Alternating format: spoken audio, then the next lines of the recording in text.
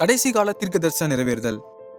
கடைசி காலத்தில் உலகம் எங்கும் ஒரே மதம் உருவாகும் என்று வெளிப்படுத்தல் விசேஷம் 13ஆம் அதிகாரத்திலே வாசிக்கிறோம்.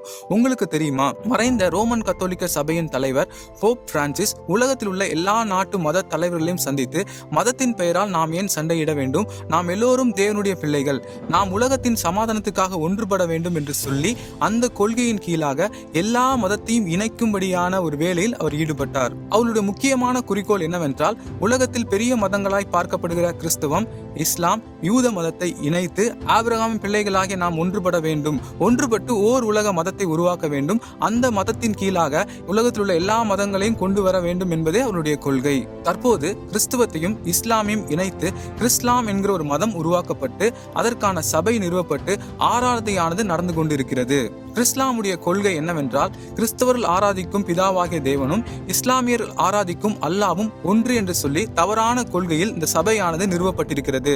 இயேசு கிறிஸ்து கடவுள் இல்லை, இயேசு கிறிஸ்துவும் முகமது நபியும் முக்கியமான தீர்க்கதரிசிகள் என்ற கொள்கையில் அவர்கள் கிறிஸ்லாம் மதமானது நிறுவப்பட்டிருக்கிறது. கடைசி காலத்தில் ஒரே மதம் உருவாகும் என்று வெளிப்படுத்தல் விசேஷம் புஸ்தகத்தில் நாம் வாசித்த ஒரு காரியம் 2000 ஆண்டுகளுக்கு பின்பாக நாம் வாழ்கிற இந்த நாட்களில் அதற்கான அடித்தளமானது அமைக்கப்பட்டு கொண்டிருக்கிறது. இது நாம் கடைசி காலத்தில் வாழ்ந்து கொண்டிருக்கிறோம் என்பதை காண்பிக்கிறது. கர்த்தராகிய இயேசு கிறிஸ்து சீக்கிரம் வரப்போகிறார். நாம் ஆயத்தப்படுவோம். ஆமென்.